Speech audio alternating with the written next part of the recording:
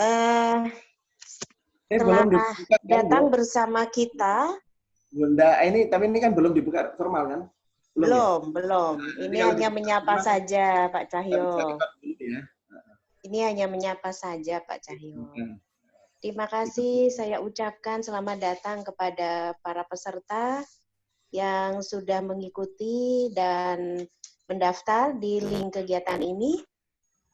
Dan insya Allah nanti acara akan kita mulai tepat pukul 10.00 waktu Indonesia bagian Barat.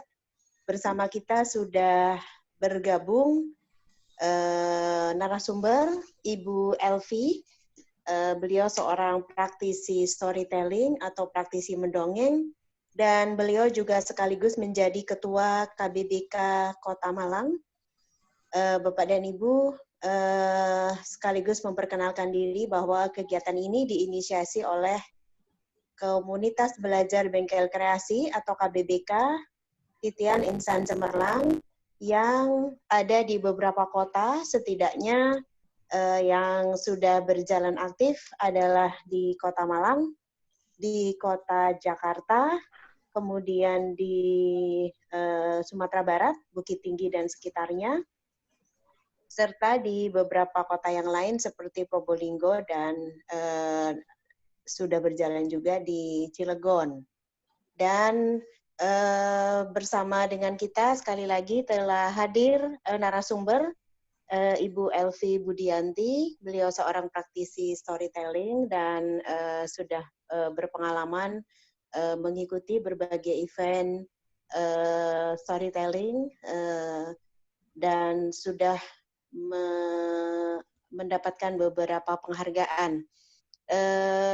Bersama kita juga hadir sudah dan bergabung teman-teman dari beberapa kota di dalam catatan kami. Selain kota Malang dan Jakarta, ada dari Bogor, Bekasi, Kota Lawang, kemudian Kabupaten Malang, Kromengan, kemudian dari Kalimantan Timur, juga dari Sedayu, Gresik, dan ada dari Bapak dari Dinas Perpustakaan Arsip Provinsi Lampung.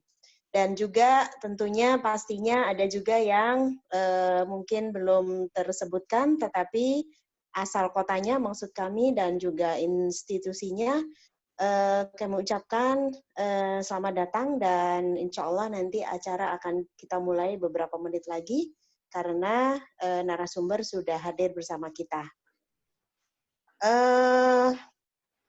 Sudah hadir bersama kita berapa orang partisipan ini? Sebentar kita periksa. Ada 37 orang partisipan. Bapak dan Ibu, jadi acara ini adalah merupakan acara rutin sesi berbagi dari KBBK. Dan Bapak Ibu yang sudah mendaftar mengikuti kegiatan ini tentunya sudah tergabung di WA Group sesi berbagi KBBK, yang mana kegiatan ini adalah kegiatan yang rutin, berlangsung setiap bulan, dan akan membahas materi-materi atau topik-topik menarik seputar pendidikan, pengasuhan anak, serta literasi. Literasi dalam pengertian yang luas. Dan kami juga mengundang partisipasi Bapak dan Ibu untuk berbagi juga di acara kita, karena kita berprinsip bahwasanya semua orang pasti memiliki sesuatu yang bisa dibagi dan kami memfasilitasi hal tersebut agar supaya ilmu dan pengalaman yang kita miliki bisa lebih bermanfaat untuk sebanyak-banyaknya dan seluas-luasnya masyarakat. Dan tentunya untuk Indonesia yang lebih baik. Bapak dan Ibu, sesaat lagi kita akan segera mulai dan ini waktu di panel kami sudah menunjukkan tepat pukul 10. Kita akan segera memulai. Bagaimana Bapak Ketua? Ya, boleh. Saya kira boleh aja sudah dibuka Bu. Nah, ini Kiki, Bu Adiati, silakan. Ya, baik. Terima kasih. Bismillahirrahmanirrahim. Diingatkan Mbak Aininya bisa direkam ya, begitu Bunda Aini Kiki memulai direkam ya. Sudah direkam dari tadi, Pak Cahyo. Ya, makasih. Baik, terima kasih. Bismillahirrahmanirrahim. Assalamualaikum warahmatullahi wabarakatuh. Waalaikumsalam. Selamat pagi, salam sejahtera bagi kita wabarakatuh. semuanya. Puji syukur kehadiran Allah Subhanahu wa Ta'ala kita panjatkan, karena hanya dengan seizinnya kita semuanya dalam saat ini berada dalam keadaan sehat dan berkelimpahan. Sehingga kita bisa mengikuti salah satu kegiatan yang sangat baik hari ini, yakni sesi berbagi dari KBBK. Kegiatan ini merupakan kegiatan rutin yang diselenggarakan oleh Komunitas Belajar Bengkel Kreasi KBBK Titian Insan Cemerlang, yang pada tahun 2020 ini adalah merupakan kegiatan ke-7. Jadi kegiatan ini akan terus berlangsung nantinya tiap bulan, dan untuk keperluan tersebut kami mewadahi teman-teman yang berminat untuk mengikuti kegiatan KBBK di dalam forum WA Group sesi berbagi.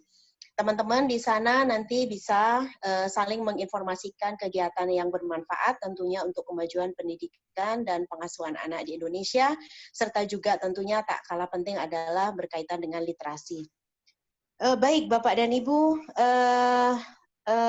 kegiatan akan segera kita mulai karena bersama dengan kita narasumber sudah siap. Narasumber dalam hal ini berposisi di Kota Malang atau Kabupaten Malang. Adapun sebagian dari kita tersebar di berbagai daerah di Indonesia, ada dari Jakarta, dari Bekasi, dari Bogor, Lawang, Brebes, Kalimantan Timur, ada dari Gresik, ada dari Lampung, dan tentunya dari berbagai kota di seluruh Indonesia. Patut kita syukuri bahwa dengan adanya hari ini kita bersama, ya bahkan bukan hanya di Indonesia, melainkan di seluruh dunia, kita sedang menghadapi pandemi COVID-19, ternyata ada juga berkah di mana di sana kita juga bisa menjadikan kita bisa saling bersilaturahmi tatap muka walaupun online atau daring melalui media-media belajar seperti yang salah satunya hari ini kita ikuti bersama. Dan tentunya sekali lagi kita patut bersyukur karena kita merupakan salah satu dari sekian banyak orang yang mungkin diberikan kemampuan dan kesempatan untuk mengikuti kegiatan seperti ini, karena mungkin tidak semuanya bisa ya mengikuti kegiatan seperti daring ini. Jujur saja tadi pagi kita juga sempat berkomunikasi dengan beberapa teman di daerah yang menyampaikan bahwasanya bahkan bukan hanya di daerah, kita di Jakarta saja ini masih juga kita menghadapi situasi di mana mungkin tidak semua masyarakat kita berkesempatan dan berkemampuan untuk mengikuti kegiatan seperti hari ini, saat ini kita ikuti bersama. Apakah itu karena keterbatasan sinyal, keterbatasan kuota, keterbatasan kemampuan untuk mengakses, dan lain sebagainya. Sekali lagi, kebersyukuran ini tentunya harus kita juga wujudkan dalam bentuk kita bersungguh-sungguh untuk kita terus belajar, dan selanjutnya akan lebih baik lagi apabila apa yang sudah kita dapatkan bisa kita sebarluaskan lagi di berbagai tempat dan di berbagai kesempatan. Baik, saya akan membacakan susunan acara pada hari ini. Yang pertama adalah sambutan sepatah dua patah kata dari Direktur Titian Insan Cemerlang. Dalam hal ini akan disampaikan oleh Bapak Dr. Cahyo Suprayogo, MSI, dan selanjutnya kita akan langsung masuk ke acara inti pemaparan. Ada paparan slide sekitar mungkin 15-20 menit, dan sesi terbanyak nanti akan kita alokasikan untuk kita tanya jawab agar apa yang sudah dipaparkan oleh narasumber bisa lebih kita aplikasikan. Oh ya, satu lagi mungkin ada yang tadi terlewatkan bahwa narasumber kita, Ibu Elvi, beliau adalah seorang praktisi storytelling atau praktisi mendongeng dan sudah mengikuti berbagai macam kegiatan dan event berkaitan dengan mendongeng dan sudah berhasil menyandang berbagai penghargaan, dan beliau adalah Ketua KBBK TIC Kota Malang. Baik, kita menginjak pada acara yang pertama, yakni sambutan sepatah kata dari Direktur Titian Insan Cemerlang, Bapak Dr. Cahyo Suprayoga, MSI. Waktu dan tempat kami persilakan. Baik, terima kasih Bunda Eni Kiki, Bu Dr. Adiati sudah membuka acara Komunitas Belajar Bengkel Kreasi KBBK Titian Insan Cemerlang ya, atau KBBK TIC pada kesempatan sesi atau pertemuan ke-7 di tahun 2020 ya, kalau minimal kita sebulan sekali bertemu. Tentu Bapak Ibu sekalian, rekan-rekan semua, rekan-rekan yang para pembelajar yang luar biasa, pada kesempatan pagi hari ini kita bersyukur kehadirat Allah Subhanahu wa taala ya, karena pada kesempatan pagi hari ini kita bisa dipertemukan, yang kalau seandainya pun kita secara fisik ya ingin bertemu itu membutuhkan ongkos ya, setidaknya minimal naik bis ataupun bahkan pesawat terbang untuk kita bisa bertemu dengan semua teman-teman yang berada di hampir di seluruh penjuru di Indonesia. Sebagai satu hal yang patut kita syukuri, kita masih diberikan kesempatan dalam, mudah-mudahan dalam keadaan sehat lahir dan batin, sehingga kita bisa sama-sama belajar pada kesempatan pagi hari ini. Bapak Ibu sekalian, tak kenal maka tak sayang. Maka perlu kami perkenalkan komunitas belajar Bengkel Kreasi ya, atau singkatnya KBBK, namanya adalah Titian Insan Cemerlang. Jadi komunitas belajar TIC, Titian Insan Cemerlang. Ini sebenarnya kalau secara gagasan sebenarnya sudah dimulai ketika tahun-tahun 1994.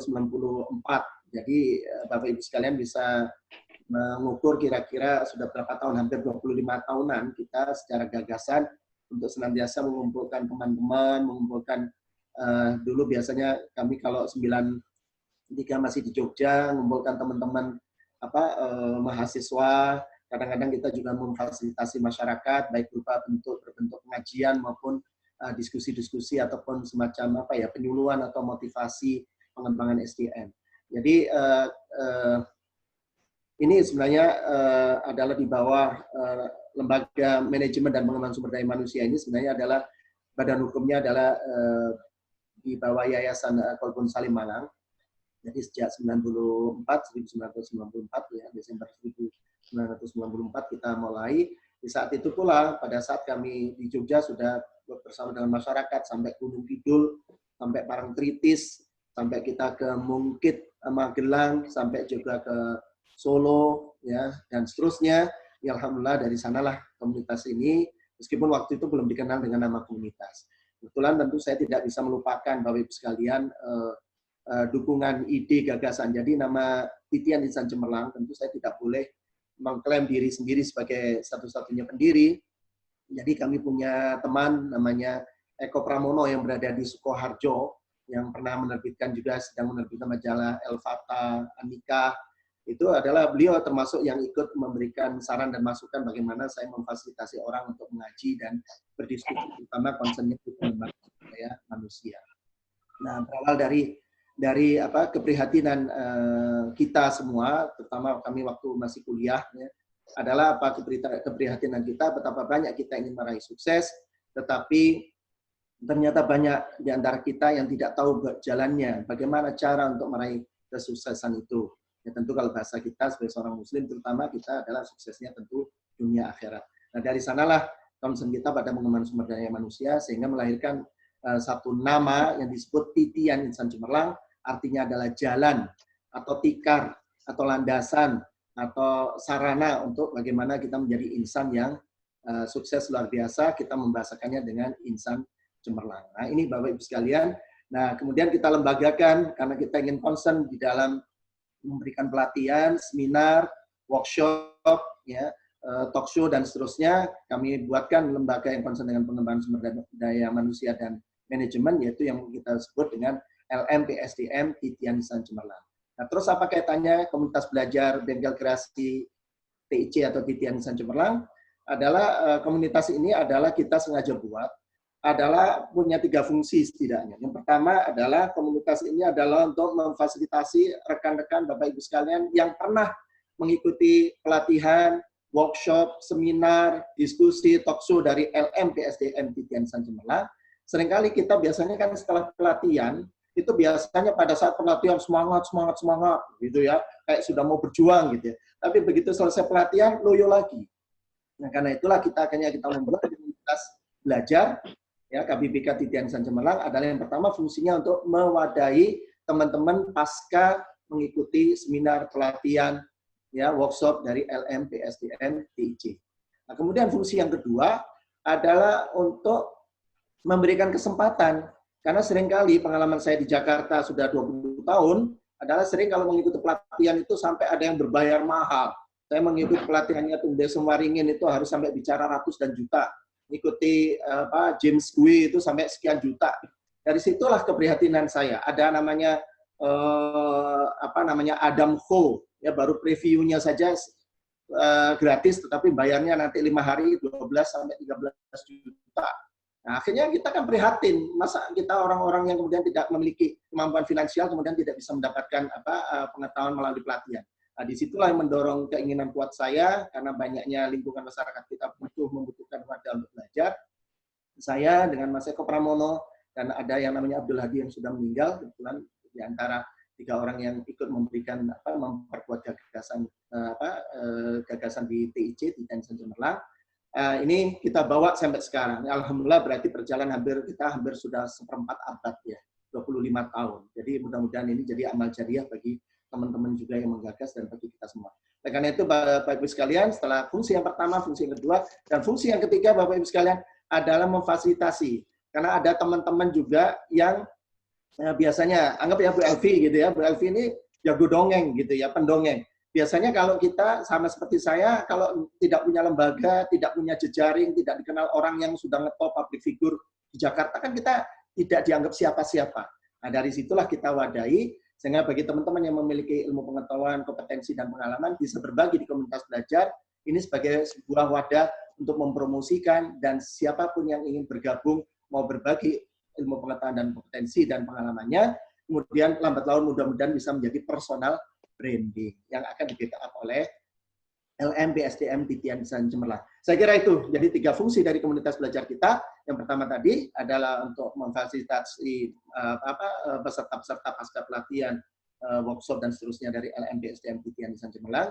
Yang kedua adalah memfasilitasi seluruh masyarakat kita, mereka berpunya atau tidak berpunya adalah tetap bisa belajar untuk mendapatkan pengetahuan untuk kita menjadi insan yang cemerlang.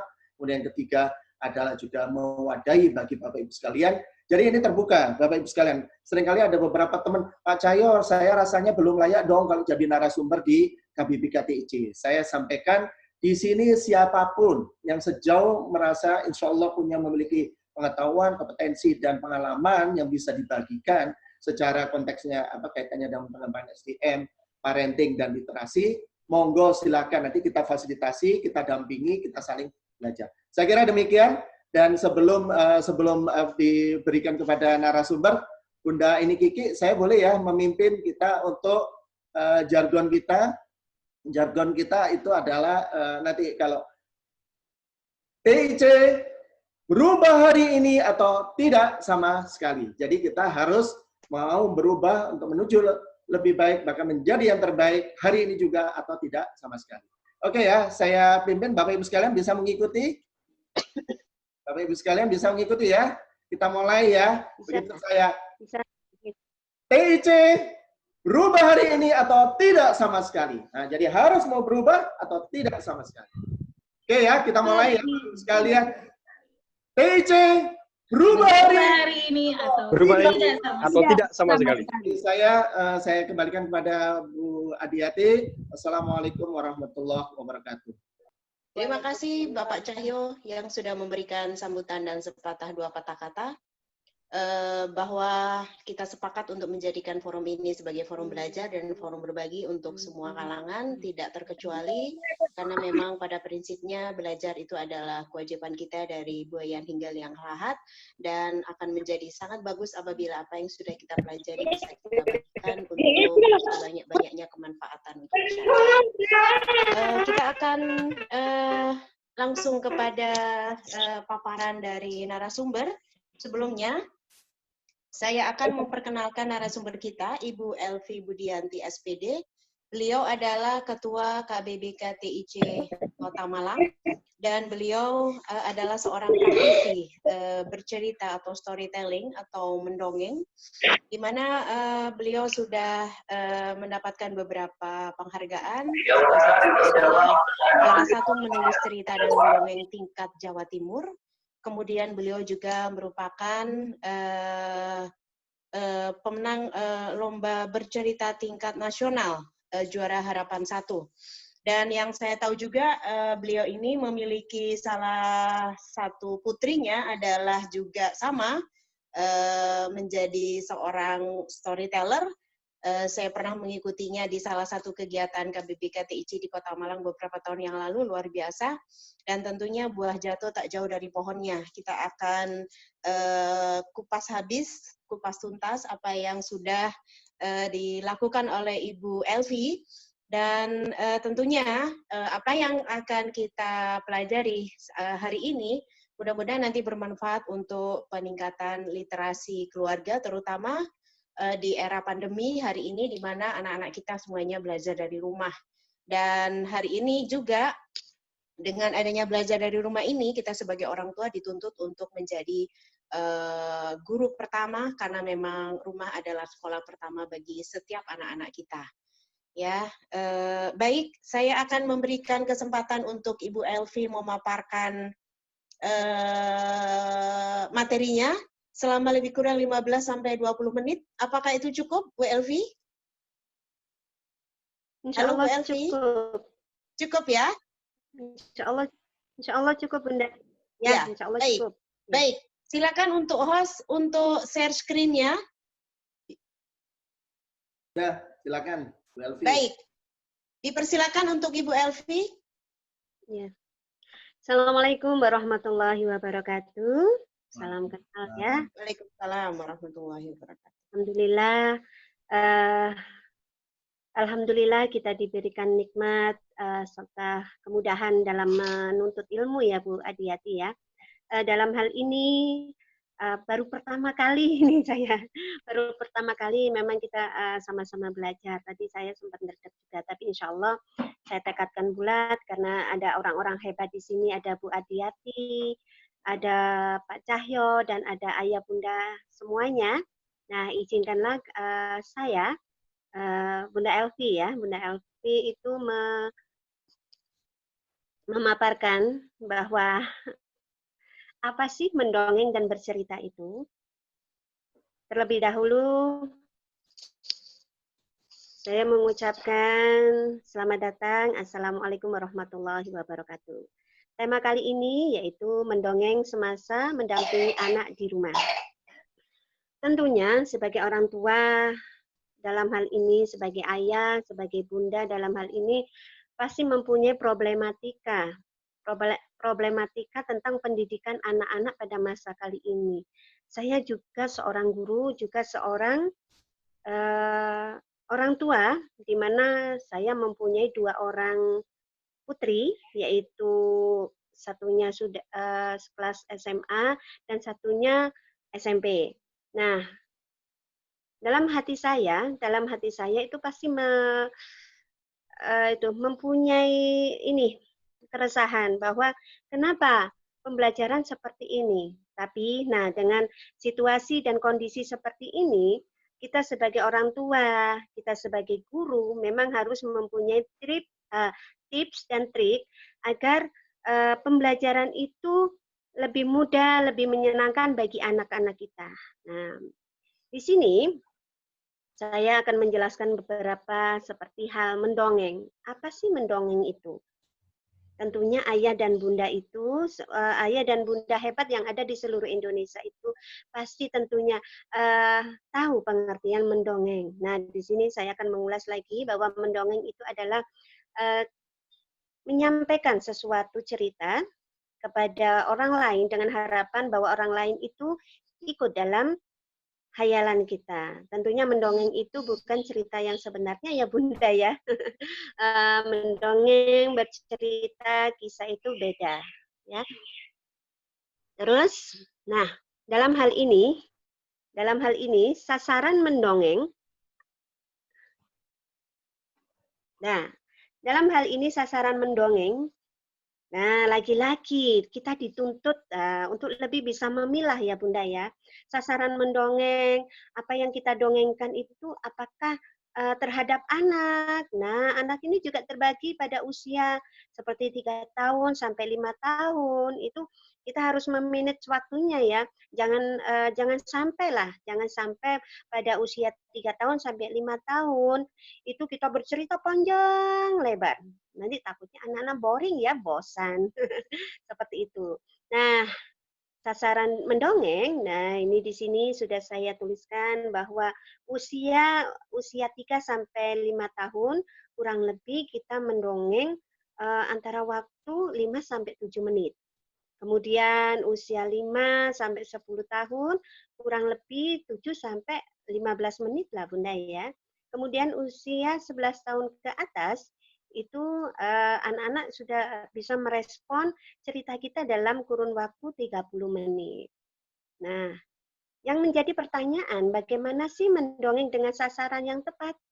Apakah kita bisa memaksakan dongeng kita agar diterima masyarakat atau diterima pada lingkungan terdekat kita? Misalnya anak kita lah.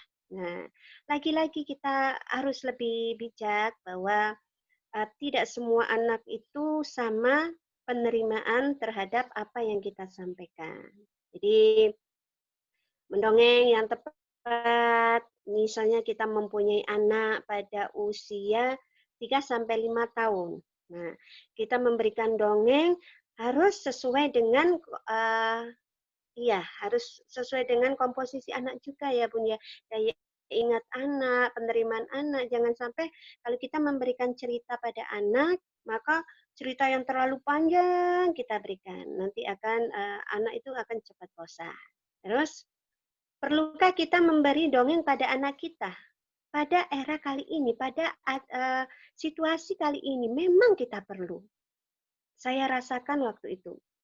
Jadi, kali ini, situasi kali ini mengharuskan anak-anak lebih bermain, lebih banyak menggunakan gadget. Kita bisa mengakali seperti itu agar anak tidak tergantung pada gadget. Nah, dengan cara apa? Dengan cara kita memberikan cerita, cerita yang berisi motivasi, cerita yang berisi inspirasi, cerita yang berisi semangat. Nah, seperti itu. Memang kita perlu memberikan dongeng pada anak kita. Tidak jauh-jauh, Bunda. Anak saya, sampai sekarang putri saya itu, sampai sekarang walaupun dia sudah kelas SMP, tapi dia selalu tiap malam itu minta dongeng. Mah, dongeng dong, dongeng dong. Jadi, sebagai orang tua, saya selalu harus mempunyai dongeng yang baru, dongeng yang baru. Ketika hari ini saya memilihkan cerita Kancil Pahlawan Sejati, besoknya dia tidak mau mendengarkan cerita itu. Nah, sebagai orang tua, saya harus pandai-pandai mencari berbagai inspirasi dari ide-ide, gagasan dari dongeng tersebut. Nah, slide selanjutnya. Nah, tips dan trik untuk memberikan dongeng pada anak. Ini banyak yang banyak yang menjadi kendala bagi ibu-ibu, bagi ayah bunda yang hebat, bagi teman-teman guru juga.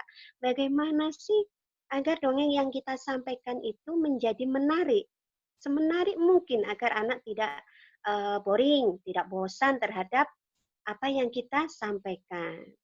Apakah dongeng yang kita sampaikan itu berisi pesan moral atau berisi apa? Nah, di sini saya berbagi tips dan trik untuk memberikan dongeng kepada anak. 1, bagaimana agar anak tertarik dengan dongeng yang kita bawakan. Jangan sampai pesan moral yang ingin kita sampaikan itu akan memberikan dampak yang negatif terhadap anak. Anak merasa digurui, anak merasa disingkirkan dengan dongeng kita. Tidak. Tujuan kita memberikan dongeng adalah menumbuhkan motivasi agar anak bisa seperti apa yang kita harapkan setidaknya. Bagaimana agar anak tertarik dengan dongeng yang kita bawakan? Nah, laki-laki, Bun, cara kita untuk mendekati anak, cara kita untuk lebih dekat kepada kita. Lebih meninggalkan game-gamenya ya. Nah, salah satunya dengan dongeng. Apakah anak-anak menyukai tema dongeng yang kita bawakan? Nah, kunci Bun. Kunci ini. Satu, sebelum kita bercerita mendongeng kepada anak-anak, usahakan cerita yang kita sampaikan itu mereka menyukai juga. Kita tidak boleh memaksakan bahwa cerita yang kita sampaikan itu harus diterima, anak-anak itu harus suka dengan cerita kita. Tidak. Karena pada zaman ini, anak-anak akan lebih memilih apa yang lebih disukai mereka. Tapi dengan seperti itu, kita harus pandai-pandai untuk memilah kesukaan mereka agar tanda kutip ya, agar tidak kebablasan. Terus bagaimana agar anak mau mendengarkan dongeng kita? Nah, lagi-lagi Bun, lagi-lagi ini yang setiap hari saya berikan pengarahan bagaimana sih anak mau mendengarkan dongeng kita. Ketika kita mendongeng, ketika kita berbicara berbicara dengan mereka, apakah mereka itu mau mendengarkan? Nah, ada salah satu tips ya, supaya anak-anak lebih mau mendengarkan dongeng kita, yaitu misalnya dengan cara kita mulai mendekati anak. Kita menawarkan buku-buku terhadap anak-anak. Nah, bagaimana sih dongeng yang anak-anak mau ini, yang diinginkan seperti apa? Nah, jangan sampai kita ambil buku langsung, ayo sini nak, Bunda mau mendongeng.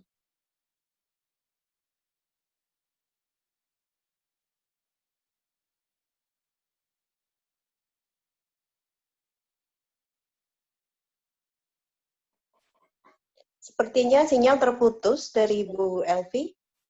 Mudah-mudahan bisa segera nyambung kembali. Oh iya, ya sudah. Sudah Baik. Bunda? Ya, sudah? lanjutkan Bu, silakan. Oh ya. Terus tips selanjutnya yaitu bagaimana agar anak mau mendengarkan dongeng kita. Nah, ini lagi-lagi ya Bunda ya. Kita tidak perlu memaksa, kita tidak boleh memaksa bahwa dongeng yang kita pilih itu harus diterima anak. Tidak. Biarkanlah anak-anak kita itu memilih dongeng apa yang mereka suka. Misalnya, Mama, aku kepingin dongeng ini, boleh nggak? Mama bisa bacain. Nah, pertama kali kita ingin menceritakan kisah Nabi Yusuf misalnya, tapi anak-anak tidak mau. Mintanya kisah Nabi Muhammad misalnya ya. Terus dongeng, kita ingin menceritakan dengan dongeng dongeng kancil pahlawan sejati, tapi anak-anak tidak mau. Bun, aku kepingin superhero. Nah, kita ikuti alur mereka dengan tidak mengesampingkan. Iya, Bunda. Ya, kita harus menghubungkan ya bahwa superhero itu seperti ini, seperti ini, seperti ini. Tentunya di dalam kita bercerita harus ada muatan motivasinya. Kemudian trik dan tips yang pertama kita lakukan adalah dongeng itu harus menarik. Dongeng itu harus menarik semenarik mungkin. Jadi pilihlah dongeng yang memang benar-benar disukai anak. Tentunya di dalam kita mendongeng kita tidak meninggalkan pesan moral yang ingin kita sampaikan. Kemudian judul. Pilihlah judul yang bermuatan motivasi, bermuatan semangat, bermuatan kebaikan. Jangan sampai kita memilih judul yang menimbulkan kemudaratan. Misalnya Kancil Nyolong Timun. Itu adalah cerita yang dulu-dulu ya Bunda ya. Apa jadinya kalau kita memberikan cerita tentang Kancil Nyolong Timun pada era kali ini? Mungkin akan terbentuk pada otak anak ya, dalam pikiran anak. Kok mencuri boleh ya? Mengambil hak bukan orang lain boleh ya, seperti itu ya. Oh, berarti kalau mamaku bercerita seperti itu, berarti aku boleh dong mencuri timun. Kan kancil boleh. Nah, itu yang tentu tidak kita harapkan ya Bunda sekalian ya. Oke. Terus penokohan dan karakter. Kita harus bisa nih, bisa dalam ketika kita membawakan sebuah cerita, usahakan Bunda penokohan karakter tokoh yang kita sampaikan itu berbeda-beda. Tentunya dengan dibarengi dengan karakter suara ya. Karakter suara misalnya kita misalnya ada dua karakter, nenek dan kenanga. Tidak mungkin kan kita menyampaikan suara nenek biasa sama seperti suara kenanga, suara cucunya. Ya seperti itu ya Bunda ya. Misalnya sebagai contoh karakter suara. Nah, nenek, aku berangkat dulu. Baiklah cucuku. Nah, itu akan membuat anak-anak lebih tertarik kepada cerita yang kita sampaikan. Jadi anak-anak akan lebih fokus terhadap cerita yang kita sampaikan sambil mereka mendengarkan. Jangan-jangan Mama akan mengeluarkan suara apa ya? Akan mengeluarkan suara apa? Mereka akan menunggu apa yang kita ceritakan. Kemudian penyampaian cerita itu ketika kita menyampaikan cerita kita harus mempertimbangkan tempat, waktu, apakah mereka ketika belajar terus kita panggil, ayo anak-anak kita cerita, ayo nak mama punya cerita, mereka tentunya tidak mau. Jadi ketika mau tidur, anak sudah santai, sudah selesai mengerjakan pekerjaan rumahnya ya. Nah, pelan-pelan kita dekati.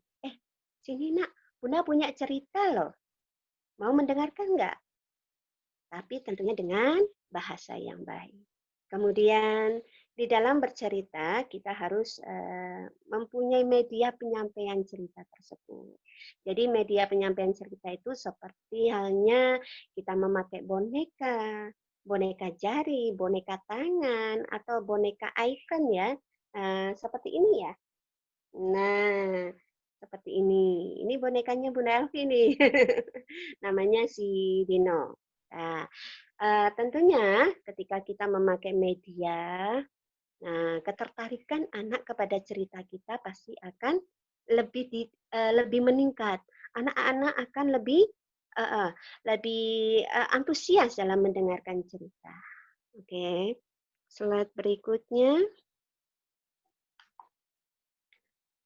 Media mendongeng tadi ya sudah ada boneka tangan, boneka individu. Boneka individu ini adalah boneka icon, boneka yang kita pakai dalam ketika kita memberikan dongeng seperti di panggung, di sekolah, dimanapun.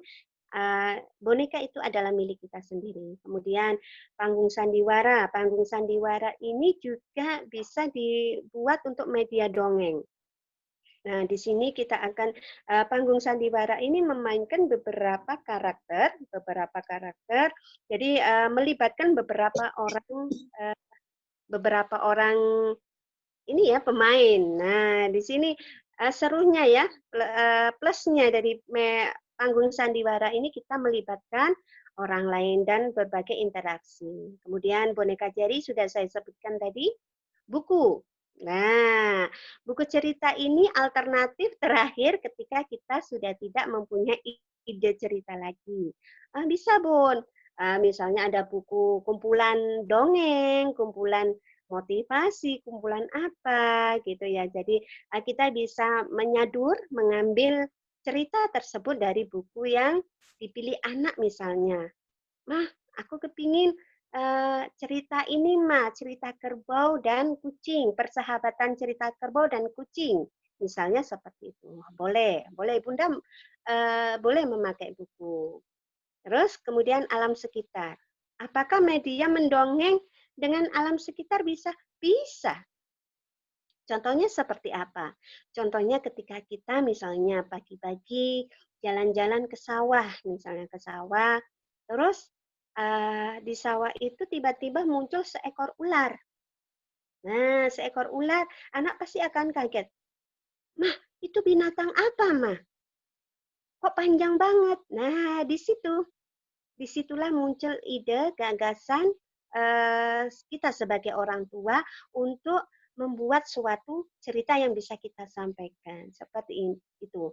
Jadi hal itu adalah media mendongeng yang bisa kita berikan kepada anak-anak dengan cara mengambil dari alam sekitar.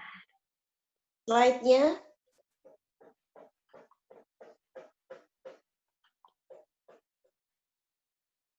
Nah, ini Bun. Agar dongeng tetap menarik, bagaimana sih caranya? Nah, tadi pada slide sebelumnya sudah saya sebutkan bahwa kita sebagai orang tua harus melibatkan anak dalam cerita atau dongeng yang kita sampaikan. Lagi-lagi kita harus memberikan kebebasan kepada anak agar mereka bisa bebas memilih cerita. Tentunya dalam pendampingan kita ya Bun ya. Jangan sampai anak kita memilih komik yang berisi apa ya, perseteruan, terus adu berantem gitu ya, jangan sampai. Kita harus harus ini Bun, dalam kata lain harus memberikan rambu-rambu bahwa cerita ini tidak boleh, yang harus seperti ini. Kita harus ini mendampingi, sekali lagi libatkan anak-anak dalam cerita atau dongeng yang kita sampaikan. Kita tidak perlu memaksa, tidak boleh memaksa. Dongeng yang harus kita sampaikan itu sama dengan keinginan anak. Kemudian membuat interaksi dua arah. Nih Bun, sering diabaikan ayah bunda nih, sering diabaikan guru-guru. Guru-guru bercerita aja tanpa memberikan kesempatan kepada anak-anak untuk berinteraksi. Kecuali ketika pada awal cerita kita membuat persetujuan, membuat janji bahwa selama bu guru cerita, selama ayah bercerita, selama bunda bercerita, anak-anak harus mendengarkan dulu ya. Nanti selesai bunda bercerita, kita akan ada sesi tanya jawab. Nah, ini Bu, sering diabaikan oleh ayah bunda. Misalnya kita bercerita, asik bercerita, buku itu bisa berjalan, terus anaknya menimpali. Loh kok Ma, bukunya bisa berjalan? Sudah, diam. Dengarkan cerita bunda. Ucapan yang kita lontarkan, maka akan membekas di dalam hati. Akan selalu diingat oleh anak. Maka ayah bunda hebat, yuk kita membuat interaksi dua arah. Agar pembelajaran mendongeng itu tetap terjalin dan berjalan dengan menarik dan sangat menyenangkan anak-anak. Kemudian berikan kebebasan anak untuk memilih cerita yang diinginkan. Nah, sudah berulang-ulang ya Bunda, sudah berulang-ulang. Memang ini saya tekankan sekali lagi, kadang sebagai orang tua nih, kita tidak memberikan kebebasan pada anak. Itu loh makanya seringkali anak ketika tidak diberi ruang untuk untuk meluapkan atau menjelaskan apa yang mereka inginkan, maka anak-anak akan lari ke gadget, akan lari ke hal-hal yang tidak kita inginkan. Naudzubillah min dzalik ya bundanya. Makanya ayo ayah bunda hebat, kita dampingi mereka, kita beri kebebasan anak dalam memilih cerita yang kita inginkan. Kalau misalnya anak kepingin bercerita tentang Power Rangers, sedangkan kita ingin bercerita tentang kancil. Nah, kita gabungkan aja, Bunda. Tentunya, pintar-pintarnya Bunda untuk menggabungkan cerita tersebut. Terus, memakai gestur atau gerak tubuh agar anak lebih nyaman dalam mendengarkan dongeng kita. Nih Bun, anak-anak akan lebih memperhatikan apa yang kita sampaikan. Ya, seperti gestur ini, lari-lari misalnya. Kita bercerita kita bercerita kepada anak, maka kita harus sedikit memperagakan juga Bun. Memperagakan tidak flat ya, seperti pada suatu hari ayah bekerja, dia akan membayangkan, anak akan membayangkan, kerja gimana bunda seperti itu, berceritanya seperti itu, nggak asik ah. Nah ini Bun, salah satu menimbulkan ketertarikan anak terhadap cerita yang kita sampaikan, yaitu dengan memakai gestur atau gerak tubuh agar anak lebih nyaman. Nah, misalnya gini. Dok, sini Bunda mau bercerita. Lalelo, lelo, le dong. Sini nak, kita bisa memakai gerakan tubuh dengan lagu. Sini, lalelo, iki ceritane. Anak, wah, Bunda, bagus banget suaranya. Oke deh. Oke, aku mau mendengarkan cerita Bunda. Seperti itu, Bunda ya. Slide selanjutnya. Di akhir dongeng, jangan lupa sisipkan pesan moral tanpa anak-anak merasa digurui.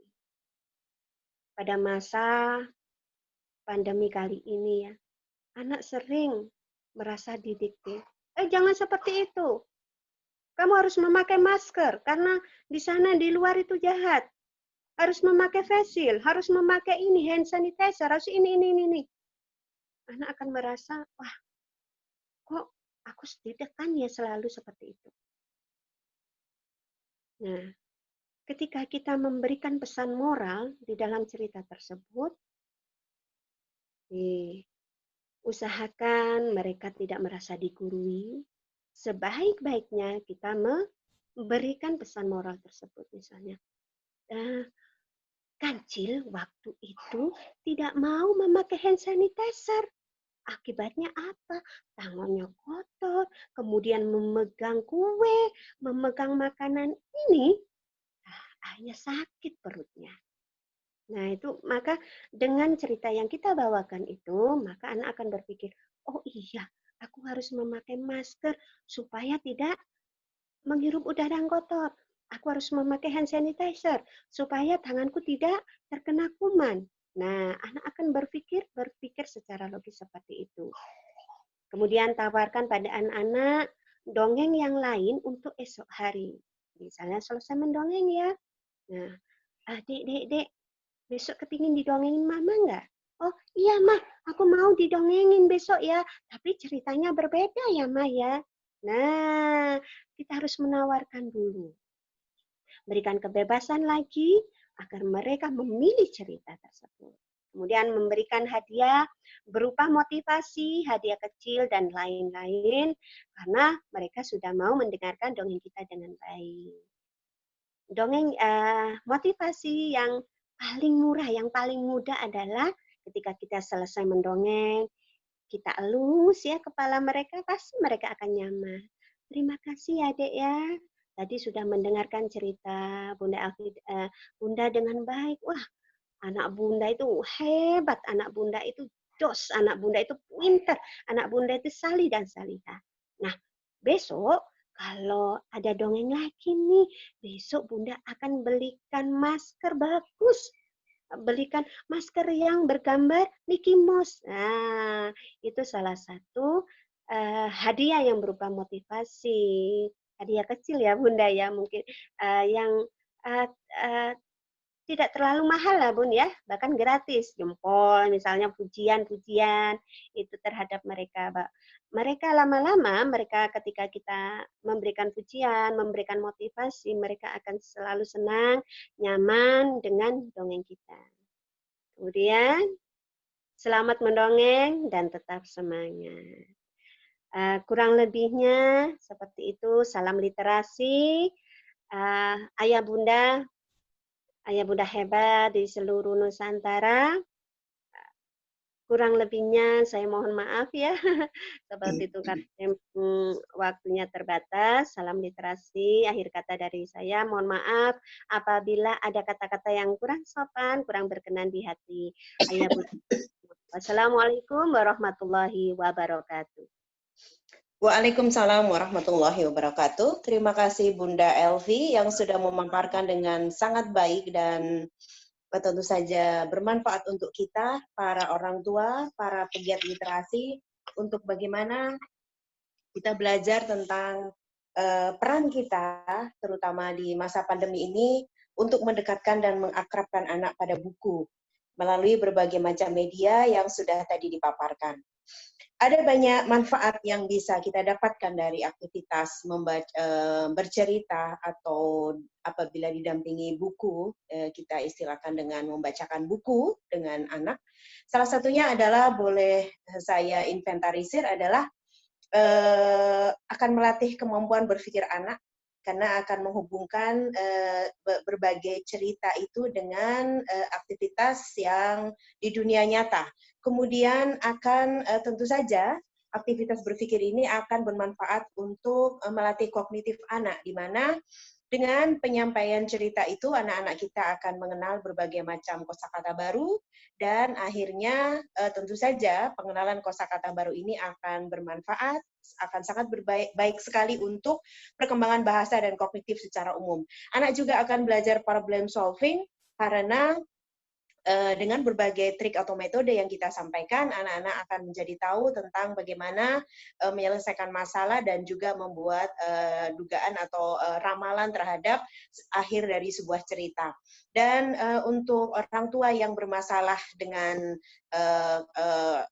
fokus anak-anak ya, biasanya anak pembosan atau rentang konsentrasinya pendek, maka bercerita atau mendongeng ini bisa meningkatkan konsentrasi. Pada akhirnya adalah kita berharap tentunya literasi anak-anak kita akan meningkat dengan pembacaan buku ataupun memperdengarkan cerita atau mendongeng ini. Ada banyak tips yang sudah disampaikan oleh pemateri di slide yang sangat menarik dan perlu kita perhatikan, antara lain hal yang mungkin beberapa yang saya catat adalah bagaimana kita harus dan disarankan untuk mengikut sertakan anak, melibatkan anak di dalam aktivitas mendongeng atau bercerita yang kita sampaikan. Jadi memang harus ada dialogis, ya, bukan hanya orang tua yang menyampaikan cerita atau dongeng itu, melainkan juga harus mengikut sertakan anak. Dan kita harus juga memperhatikan rentang konsentrasi, ini benar-benar harus kita pakai patokan usia itu harus ada kaitannya dengan rentang konsentrasi. Banyak sekali tentunya permasalahan berkaitan dengan rentang konsentrasi ini, biasanya orang tua menganggap bahwasanya anak-anak mereka sulit konsentrasi, padahal memang sesuai dengan usianya, gitu ya Bu Elvi ya. Dan ini tentunya bisa kita tingkatkan dengan ini pembacaan dongeng atau cerita. Dan kita banyak sekali hal-hal yang sebenarnya menguntungkan dan bermanfaat kita dalam pengasuhan di dalam penyampaian dongeng ini, yakni bahwa konten-konten yang memang kita harapkan ini bisa menjadi nilai-nilai yang kita harapkan bisa dimiliki oleh anak-anak kita, apapun itu, apakah itu nilai moral, nilai agama, ya kan, semua pesan-pesan moral dan agama yang kita yakini masing-masing bisa kita sampaikan melalui metode mendongeng. Dan tentunya akan banyak sekali nanti pertanyaan-pertanyaan menarik seputar apa yang sudah Ibu sampaikan, termasuk juga mungkin tadi yang barangkali yang suka kadang orang tua nih yang merasa jujur saja agak kurang pede untuk ini masalah gestur dan ini warna suara ya, karena kan nggak gampang itu ada mungkin bagaimana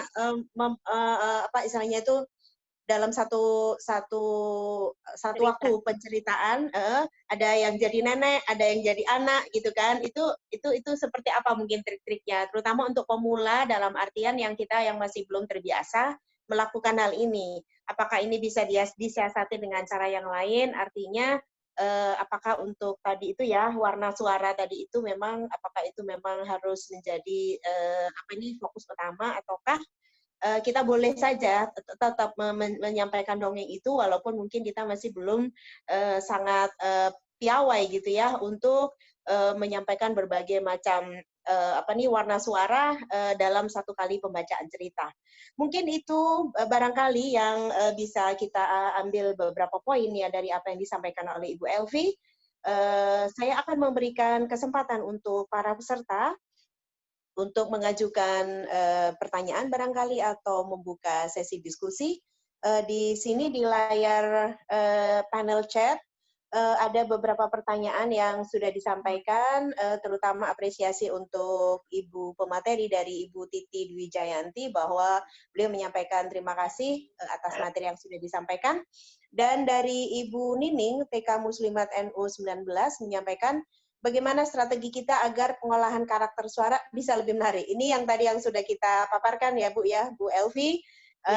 Mungkin pertanyaan ini penting, terutama mungkin bagi kita yang mungkin sebagai pemula, katakanlah begitu. Walaupun kita mungkin orang sudah menjadi orang tua beberapa tahun, mungkin kalau kita nggak pede, itu seperti apa nih trik-triknya supaya nanti itu bisa disiasati dan jangan sampai kemudian istilahnya itu menghambat niatan kita semula kita ingin bercerita tapi karena kita merasa kurang pede untuk ini tadi ya karakter suara itu seperti apa? Mohon ditanggapi dan ada lagi dari siapa ini? Oke. Oh, cukup. Baru satu pertanyaan Ibu Elvi. Saya persilakan Ibu. Langsung dijawab ya Bunda ya. Boleh, silakan. Cara menyiasati memang kita harus lebih belajar ya Bu ya, belajar. Terus kemudian kalau saya sendiri, kalau saya pribadi sih saya beranggapan bahwa rasa malu selama saya bercerita waktu itu saya buang jauh-jauh. Saya buang jauh-jauh. Kemudian kalau selesai saya bercerita, itu rasa malu itu akan saya kembalikan, tapi tidak kebablasan. Jadi ketika kita memperagakan suara nenek kan, kadang ayah dan bunda, bahkan bu guru itu merasa ketika kita menyampaikan cerita, merasa malu. Oh, jangan-jangan engkau ini ketika saya memperagakan seorang nenek, muka saya jelek banget. Jangan malu, Bun. Singkirkan dulu sebentar aja. Pasti ketika kita sudah selesai memperagakan nenek tersebut, maka muka kita akan kembali cantik. Muka kita akan kembali ganteng. Nah, salah satu strategi kita agar kita bisa membedakan karakter suara. Nah, Ibu, ayah bunda di rumah kan ada itu ya, ada sebuah cermin ya.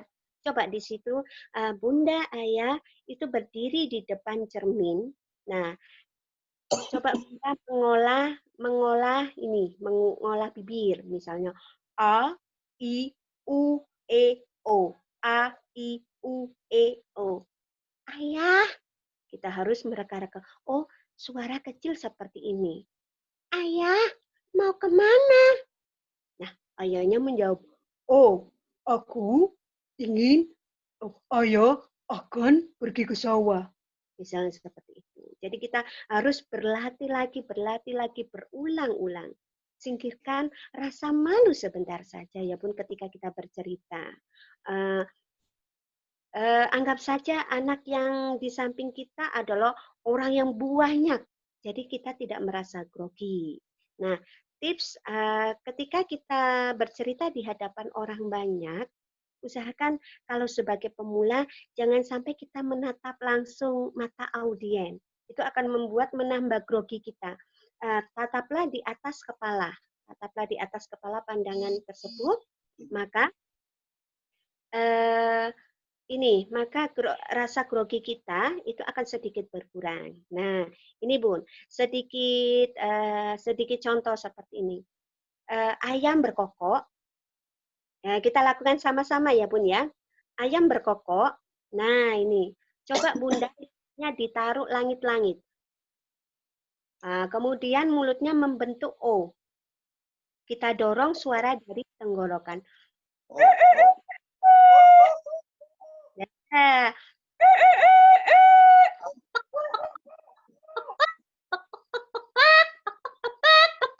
nah, seperti itu. Bisa Bunda? Bisa? Ayo Bunda. Alhamdulillah bisa tentunya.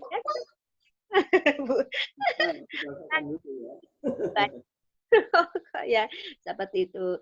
Kemudian suara nenek. Suara nenek itu lidahnya taruh di sini, Bun.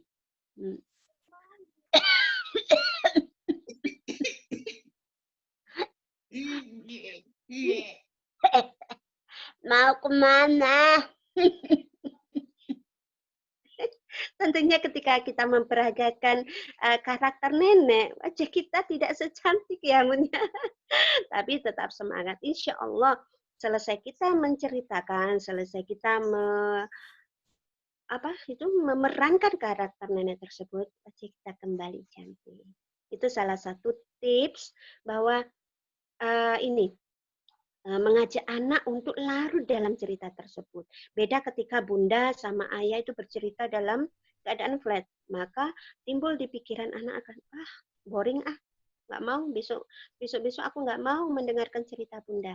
Beda lagi ketika bunda bercerita dengan dibarengi gestur, dibarengi karakter suara, pembeda karakter antara nenek, terus karakter angin, karakter kuda, karakter ini, anak akan lebih menarik. Seperti itu Bunda Adiati, Bunda Aini. Ya, ini sambil ada yang raise hand, Bu Adiati, Bu Mariati, Pak Saifuddin Rifai, dan Ahsin Palevi. Baik, Bu Elvi, Pak Cahyo, terima kasih sebelumnya Ibu narasumber yang sudah menanggapi pertanyaan terkait pertanyaan umum sih ini berkaitan dengan bahwa kita sebagai orang tua ada kalanya kurang merasa pede dan takut wajah jelek ya istilahnya itu ya. Kalau memerankan suara nenek itu kan kayak gitu tadi Bu Elvi kan, kalau kita di depan kaca itu kan kelihatan kayak wajah kita jadi jelek gitu. Mungkin jadi kita memang harus menyingkirkan itu, semata-mata adalah supaya menarik minat ya. Jadi ini memang penting. Mungkin juga kalau boleh sedikit kita berikan underline gitu ya, garis tebal tentang bahwa penting untuk bagaimana mengajak anak-anak kita untuk tertarik, karena ketertarikan itu awal dari kemudian akhirnya anak-anak akan suka, dan kesukaan itu akhirnya nanti akan menjadikan anak-anak berkemampuan. Dan tentu saja berkaitan dengan mendongeng ini, kita harapkan sebenarnya anak-anak kita akan berminat dengan bahan bacaan pada akhirnya, berminat dengan bahasa, dan lebih lanjutnya akhirnya anak-anak akan senang membaca. Ada ada beberapa tadi saya sudah diingatkan oleh Pak Cahyo untuk memberikan kesempatan yang teman-teman yang raise hand, mohon izin tadi yang raise hand ini ada Ibu Mariati SPD. Saya akan berikan kesempatan, silakan Ibu Mariati SPD. Apakah Ibu Mariati sudah ada di forum? Izin, Bu. Ibu Mariati? Bukan. Oh, bukan. Mohon maaf. Saya membaca dari sini di yang raise hand. Oke. Mohon izin sebentar ya, Bu. Saya membacakan dulu yang raise hand, angkat tangan. Tapi ada Pak Saifuddin Rifai. Oke, baik. Pak Saifuddin Rifai? Belum ada? Halo. Oke, Bapak. Setelah ini Ibu siapa tadi yang juga angkat tangan? Ibu siapa? Maaf. Ibu Hajah. Siapa tadi? Mualiyah, Bu. Oke. Mualiyah. Bu Alia. Baik. Setelah ini Ibu sesudah Pak Saifuddin Rifai ya, Bu ya. Mohon izin. Baik, silakan Pak Saifuddin. Assalamualaikum warahmatullahi wabarakatuh. Waalaikumsalam warahmatullahi wabarakatuh. Selamat siang, Ibu. Terima kasih materinya yang sangat luar biasa. Kebetulan Tiang ini baru-baru belajar untuk mendongeng. Kan sekarang ini kan masa pandemi. Tentu dongeng-dongeng kita kan kita sesuaikan dengan kondisi yang sekarang ini. Apakah kemudian dongeng-dongeng yang kita dongengkan ke anak-anak kita dongeng bisa kita karang-karang sendiri atau harus kita melalui dongeng yang ada di buku? Itu yang pertama, Ibu. Kemudian yang kedua, masalah interaksi dua arah yang tadi yang sudah Ibu sampaikan, apa trik-trik kemudian agar interaksi dua arah ini bisa berjalan lancar, Ibu? Mungkin itu, Ibu. Terima kasih. Assalamualaikum warahmatullahi wabarakatuh. Waalaikumsalam. Ya, silakan Ibu. Silakan Ibu narasumber untuk menanggapi pertanyaan dari Bapak Saifuddin. Iya, terima kasih Bapak Saifuddin. Salam kenal dari saya, Bunda Elvi. Memang pada masa pandemi ini ya, kita boleh mengarang sebuah cerita tanpa kita harus berpedoman pada suatu buku yang kita punyai. Nah, misalnya kalau anak-anak lebih memilih kepada misalnya cerita sapi dan kerbau atau sapi dan harimau. Nah, kita sisipin, Pak. Kita sisipin. Misalnya kerbau yang suka mandi di air yang kotor.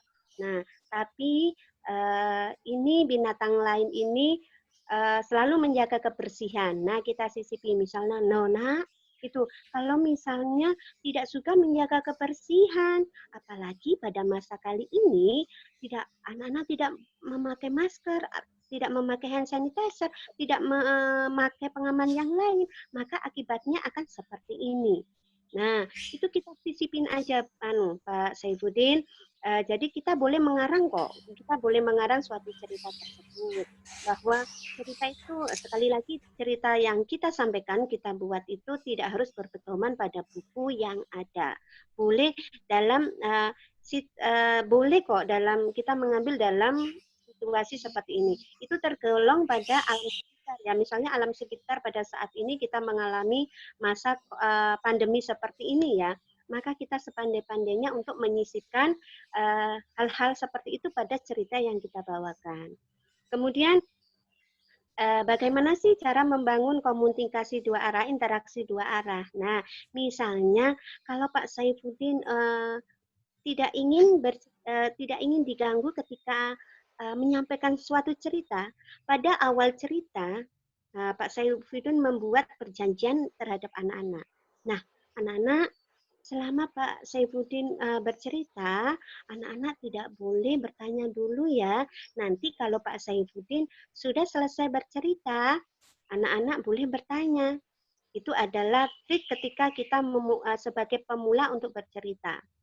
Tapi tidak menutup kemungkinan bahwa anak-anak akan melontarkan ucapan, melontarkan apa yang mereka inginkan. Misalnya kita bercerita, pada suatu hari si Pusa itu berjalan-jalan di tepi sungai. Terus ngapain Pak? Kok berjalan-jalan di sungai? Iya. Nah, tentunya kita sudah mempunyai cerita yang lain yang ingin kita sampaikan kepada anak-anak kita. Tapi dengan pertanyaannya anak seperti itu, maka sedikit konsentrasi kita akan buyar. Secepat mungkin langsung kita belokkan, tapi masih dalam konteks cerita yang kita sampaikan. Jadi, ada dua hal. Interaksi dua arah ketika kita tidak mau terpecah dalam ketika kita menyampaikan sesuatu, maka pada awal bercerita kita buat perjanjian. Itu alternatif pertama. Tapi ketika Bapak tidak melakukan perjanjian tersebut, ada timbul alternatif kedua, yaitu bahwa Bapak harus bersiap-siap membuat cerita atau menambahin cerita tersebut di luar cerita yang Bapak sampaikan. Itu adalah triks yang kedua. Karena apa? Saya lebih setuju pada triks yang kedua. Itu. Jadi, di samping kita menyampaikan sesuatu kepada anak-anak, interaksi dua arah itu bisa timbul dan menambah kreativitas anak-anak. Jadi anak-anak tidak mati berkreativitas. Itu kalau saya pribadi itu lebih setuju pada trik yang kedua, yaitu membebaskan anak-anak untuk ya menjelaskan apa yang ingin disampaikan. Seperti itu, Pak. Baik, Bu Elvi, jawaban atau tanggapan dari pertanyaan Pak Saifuddin. Jadi mungkin bisa kita ambil kesimpulan bahwa sebenarnya di dalam teknik atau metode bercerita ini banyak sekali variasi-variasi yang bisa kita sampaikan kepada anak-anak. Apakah kita bisa mengambilnya sumbernya itu dari buku atau bahan bacaan, kemudian ataukah pilihannya yang lain adalah kita merancang cerita sendiri. Ketika kita mengambil dari buku atau bahan bacaan, seandainya kita bisa mengambil intisari dari bacaan tersebut, tentunya ini akan lebih memudahkan untuk menyampaikan cerita. Dan kreativitas ketika kita sebagai orang tua di dalam menyampaikan cerita ini kepada anak-anak tentunya mutlak dibutuhkan. Dan sekali lagi memang kita sebagai orang tua memang diharapkan untuk terus belajar dan tidak perlu ada kata merasa berkecil hati karena memang kita terus berproses untuk menjadi orang tua yang lebih baik. Kira-kira seperti itu ya Bu Elvi ya, karena memang untuk pertama, kedua mungkin kita agak kagok gitu, mungkin yang ketiga dan keempat yang pasti adalah anak-anak kita pasti akan menyenangi apa istilahnya itu. Kalau saya justru melihat dari sisi ini Bu Elvi, bagaimana kita membangun kedekatan dengan anak melalui pembacaan buku atau penyampaian cerita atau dongeng itu sendiri. Jadi kadang-kadang anak-anak itu sebenarnya nggak segitunya apa nih istilahnya itu harus kita orang tuanya itu pinter banget gitu ya, nunggu kita ahli atau pinter sampai kita membacakan menceritakan dongeng itu kepada anak-anak kita. Tetapi bagaimana kita kemudian interaksi yang kita bangun kepada anak itu mungkin akan menjadi sangat penting dan berarti buat mereka. Adapun proses kita belajar, kita menjadi akhirnya ahli sampai ya mungkin katakanlah seperti Bu Elvi ya sudah bisa memerankan berbagai macam karakter, itu luar biasa. Tetapi ini jangan sampai kemudian menjadi apa ya, penghalang untuk kita tidak memulai gitu. Kira-kira seperti itu ya Bu Elvi ya. Kira-kira seperti itu. Baik, ada beberapa ya, baik, gimana Bu?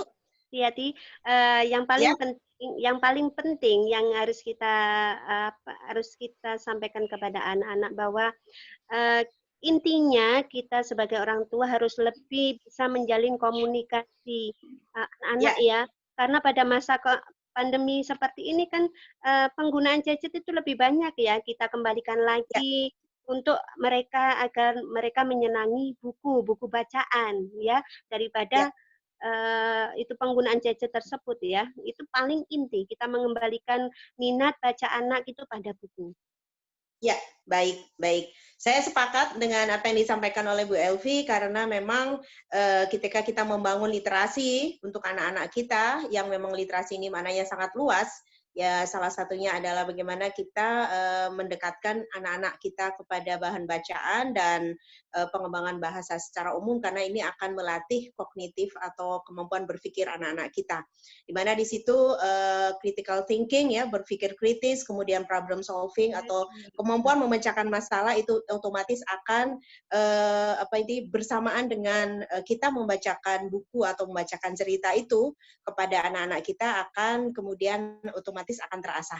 Baik, saya akan membacakan selanjutnya, mohon izin, ada beberapa pertanyaan yang sudah ada di panel chat dari Ibu Afni Nuraini. Beliau menyampaikan tentang apakah boleh minta materinya, jawabannya adalah boleh, nanti akan kita share di WA Group.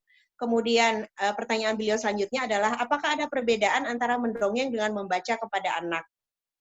Itu pertanyaan yang pertama. Kemudian yang kedua dari Ibu Lili Adiati. Jadi beliau memiliki murid yang hiperaktif dan memiliki keterlambatan berbicara, usianya sudah 5 tahun. Pertanyaannya adalah bagaimana caranya agar beliau bisa menarik perhatiannya saat bercerita.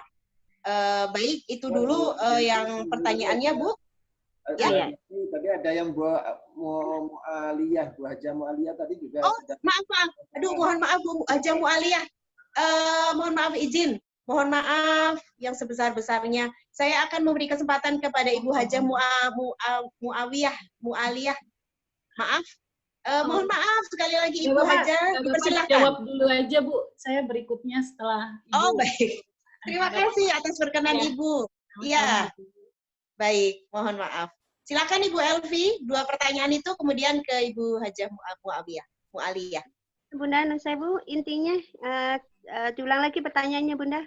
Tadi kan ada yang hiperaktif, terus yang sebelumnya adalah perbedaan antara mendongeng dengan membacakan buku maksudnya ya kepada anak itu apa? Artinya apa? Mendongeng dan membacakan buku kepada anak itu pertanyaan dari Ibu Afni Nuraini. Silakan Ibu. Pada Ibu Afni. Pada dasarnya ketika kita membacakan buku, cerita yang ada di dalam buku tersebut, kita lebih banyak 85% kita sadur dari buku tersebut. Kita awal sampai akhir itu kita memakai media buku sebagai bahan cerita kita. Itu adalah membacakan buku terhadap anak. Nah, kelemahan ketika kita membacakan buku terhadap anak, yaitu kita kurang bisa menguasai karakter penokohan, terus kita tidak bisa bebas meluapkan emosi, terus membedakan karakter, terus mengungkapkan sifat-sifat penokohan, kita lebih banyak kepada memegang buku. Ini adalah cara aman kita ketika kita menyampaikan sebuah cerita. Nah, itu jadi intinya ketika kita membacakan buku 85%, kita tergantung pada pedoman buku tersebut. Beda ketika kita mendongeng kita akan lebih leluasa dalam bercerita, lebih leluasa dalam mengungkapkan bagaimana sih isi cerita tersebut. Kita tidak lagi mengandalkan buku. Kita lebih mengandalkan kepada kebebasan, keleluasaan ketika berargumentasi. Kita lebih bisa memaparkan tanpa tergantung pada buku. Jadi ketika kita mendongeng, kita lebih leluasa Bunda ya, melakukan gestur, melakukan gerak tubuh gitu. Bagi saya ketika kita mendongeng itu anak-anak akan lebih tertarik daripada kita langsung flat membacakan buku tanpa kita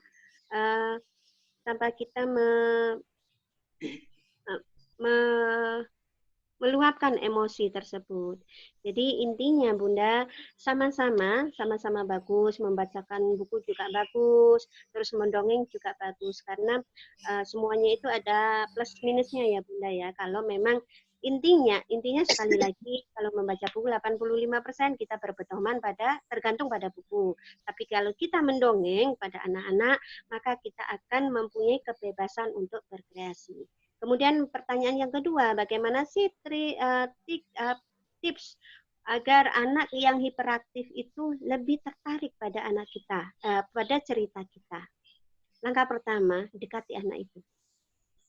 Rangkul Bun, usap, berikan kenyamanan dulu. Jangan langsung kita bercerita, sini nak, Bunda akan bercerita, jangan. Langkah pertama, rangkul, berikan kenyamanan, bahwa anak itu aman kok di kita. Kita memberikan kenyamanan, kita memberikan keamanan, kita memberikan hal yang lebih, baru ketika anak-anak sudah mulai nyaman di kita, maka kita akan mulai bercerita. Insya Allah ketika kita memberikan tempat, memberikan suasana yang nyaman, maka anak yang hiperaktif itu maka akan lama-lama akan ikut dalam situasi yang kita tawarkan, yang kita berikan. Mungkin itu Bunda. Baik, terima kasih Bu Elvi atas tips dan triksnya, dan menarik tadi berkaitan juga dengan apakah ada perbedaan antara membacakan buku dengan mendongeng.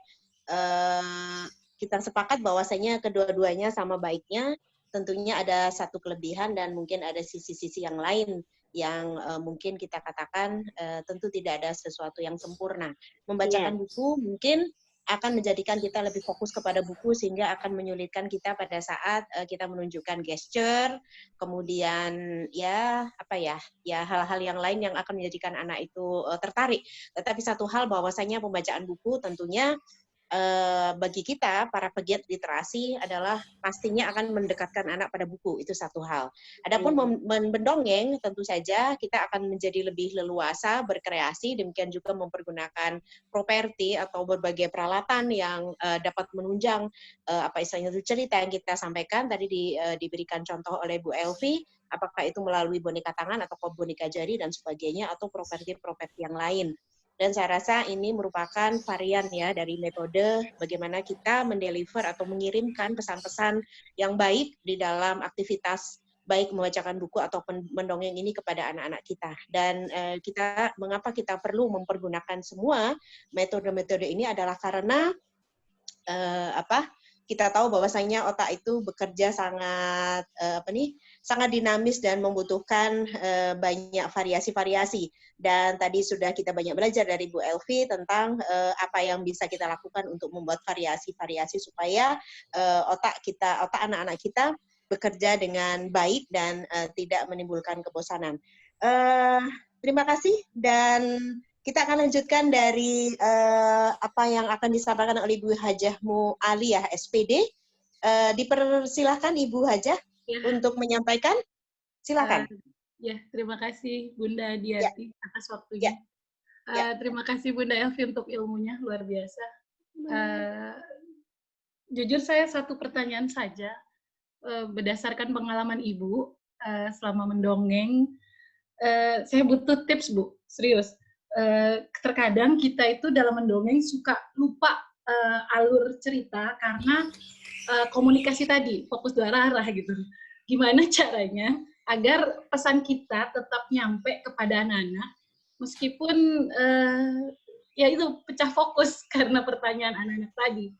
Tips dan trik barangkali Bu berdasarkan pengalaman Ibu. Terima kasih Ibu. Ya, silakan Ibu Elvi, pertanyaan yang sangat bagus dari Ibu Hajah Mualia SPD berkaitan dengan ini ya, beliau ini nampaknya sudah cukup tinggi juga jam terbangnya untuk menyampaikan ini, dalam artian begini Bu, kan kita ini semua itu adalah praktisi-praktisi pengasuhan ya, sebagai orang tua ini kan kita menguji coba, mencoba, kemudian kita mengevaluasi dan seterusnya. Dan bisa jadi apa yang sudah Ibu sampaikan ini mungkin akan kita alami kalau kita kemudian ini ya dengan arahan bahwa kita harapannya itu adalah berdialog, ya kan, supaya anak-anak kita ikut terlibat di dalam cerita yang kita sampaikan. Tapi jangan-jangan kemudian kita malah pecah fokus gitu ya, gagal fokus. Ini pertanyaan yang sangat bagus. Dipersilakan Ibu Elvi untuk menanggapi. Iya, memang kadang Bu hati-hati ya sebagai pemula, bahkan tidak pemula aja ya Bunda. Saya yang sering naik panggung gitu, kadang terpecah fokus gitu seperti itu. Kadang ketika kita menyampaikan, terus ada celutuk anak gitu ya. Loh, nggak gitu Bunda. Maka cerita yang sudah tersusun rapi di dalam cerita maka akan pecah. Nah, salah satu mensiasati adalah mengembalikan cerita kepada anak-anak. Misalnya ketika kita menyampaikan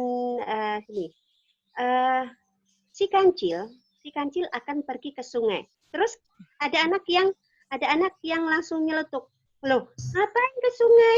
Nah, cerita yang sudah berada di dalam pikiran kita, yang akan kita sampaikan tiba-tiba blank. Nah, akhirnya kita cepat-cepat atau salah satu trik itu adalah mengembalikan pertanyaan kepada anak-anak.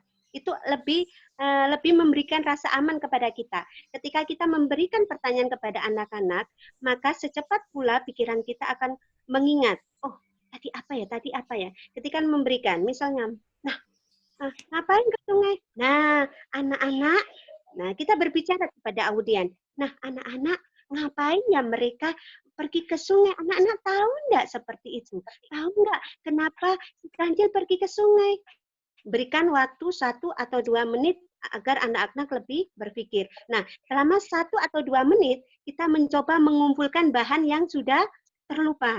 Maka dalam 1 menit, langsung kita kumpulkan, insya Allah dalam waktu seperti itu, kita akan bisa mengembalikan keutuhan cerita yang ingin kita sampaikan. Itu kadang-kadang yang dialami para pemula, Bun. Jangan pemula aja, Bun. Saya aja yang sering memberikan motivasi dongeng itu kadang terpecah. Maka salah satu tips itu yang saya dapatkan dari pendongeng nasional juga itu, bahwa ketika kita terpecah, maka kita berikan pertanyaan kepada anak-anak. Biarkan anak-anak itu berpikir. Biarkan mereka leluasa. Nah, 1 atau 2 menit ketika mereka berpikir, maka kita secepat kilat mengembalikan keutuhan cerita yang ingin kita sampaikan. Seperti itu, Bunda. Seperti itu. Baik, keren banget. Terima kasih, Ibu. Terima kasih Ibu. Jadi memang bagaimana caranya kita tetap memberikan kesempatan untuk anak-anak interaktif, dan ini tentunya sangat disukai oleh anak-anak. Tapi memang godaannya adalah kita kemudian menjadi gagal fokus, atau kemudian cerita bisa kita ujungnya itu mau ke Surabaya, istilahnya akhirnya kita belok ke Kalimantan gitu, istilahnya begitu ya. Tetapi itu tidak masalah sebenarnya kalau saya sebagai istilahnya itu kita sama-sama sebagai orang tua dan sekaligus juga sebagai penggiat literasi, menurut saya yang jauh lebih penting itu adalah bagaimana kita itu tadi ya, membangun kedekatan baik secara emosional maupun fisik kepada anak, karena itulah yang sebenarnya mereka butuhkan adalah dukungan untuk kita di dalam mendampingi tumbuh kembang anak dalam hal ini berkaitan dengan literasi.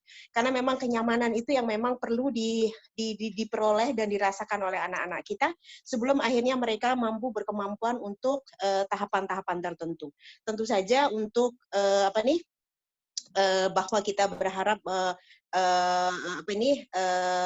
nilai-nilai yang kita sampaikan melalui pembacaan cerita itu tentu juga tidak boleh kita tinggalkan. Tetapi katakanlah misalkan kita ini tadi itu ya, kita mau ke Surabaya kemudian kita akhirnya beloknya sampainya ke Kalimantan misalkan gitu ya.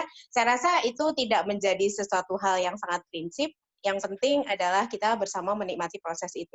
Mudah-mudahan ini bisa kita terima dan kita menjadikan bahan pembelajaran bersama, karena sebenarnya yang jauh lebih penting itu adalah kita sepakat adalah prosesnya. Baik, saya akan mohon izin akan membacakan lagi di panel chat beberapa pertanyaan yang sudah diajukan sesudah Ibu Lili Adiati.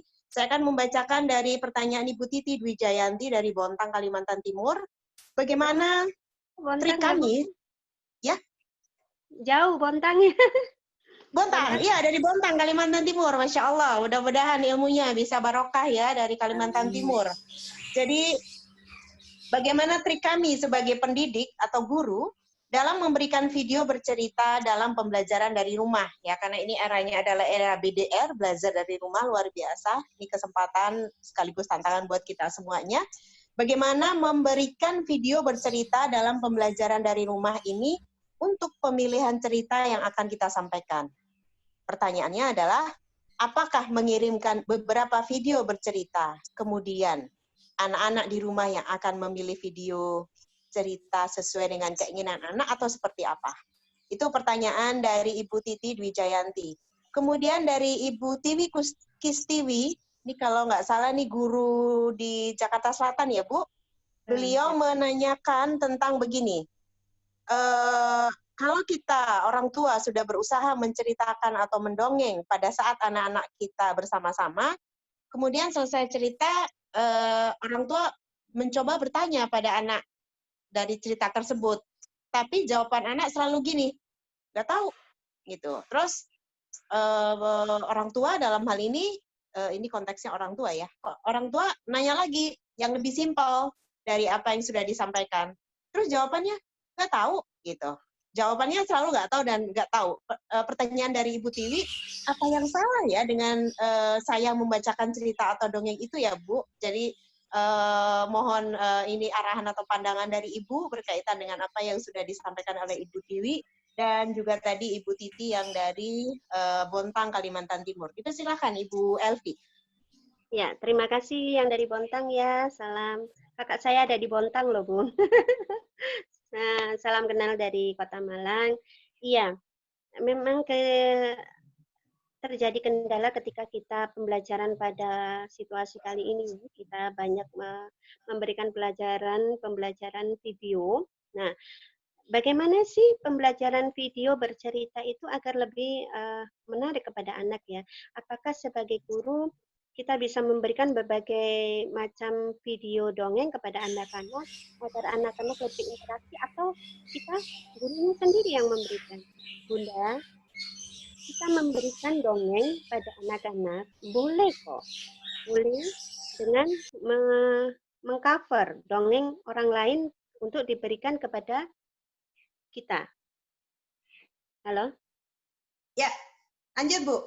Untuk diberikan kepada anak-anak, boleh kita mengcover dongeng orang lain dan diberikan kepada anak-anak. Tapi tentunya sebagai guru, kita tidak tergantung ya terus-menerus kepada dongeng yang dibawakan orang lain. Kita harus lebih interaktif, kita bisa kreativitas lagi, kita bisa kreatif, kita bisa mengembangkan imajinasi kita. Nah, alangkah lebih baiknya kalau kita sendiri yang bikin video itu, kita mendongeng di situ. Akan tertanam pada anak, wah, bu guruku pintar dongeng, bu guruku pintar bercerita.